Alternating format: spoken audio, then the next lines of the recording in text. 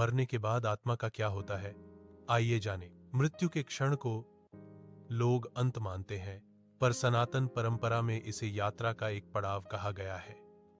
जब शरीर नश्वर होकर शांत हो जाता है, तब आत्मा जो कभी जन्म नहीं लेती और कभी मरती नहीं, शरीर से अलग हो जाती है।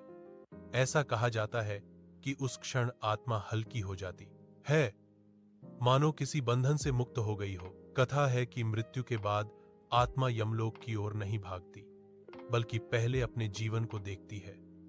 उसे अपने कर्म, वचन और विचार चलचित्र की तरह दिखाई देते हैं।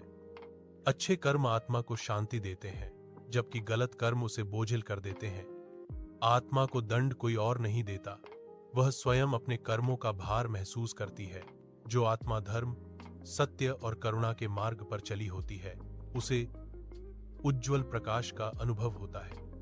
वह उच्च लोकों की ओर बढ़ती है, जहां शांति, ज्ञान और आनंद है। वहीं जो आत्मा लोभ, अहंकार और हिंसा में डूबी रहती है, वह भटकती है, क्योंकि उसके मन में अभी भी इच्छाएं बाकी होती हैं। कहा जाता है कि आत्मा तब तक पूर्ण मुक्ति नहीं पाती जब तक उसकी सभी कामनाएं समाप्त न हो जाएं।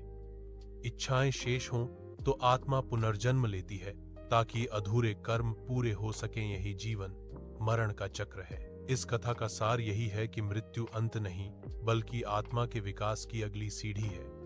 इसलिए मनुष्य को जीवन में ऐसे कर्म करने चाहिए जो मृत्यु के बाद आत्मा को भय नहीं बल्कि शांति दें। अगर आपके कर्म अच्छे हैं तो भगवान भोलेनाथ आपके साथ हैं। अगर कहानी अच्छी लगी हो तो इसे लाइक और सब्सक्राइब जरूर करें और कमेंट में लिखें, हर हर महादेव। भगवान आपकी मनोकामना पूरी करे।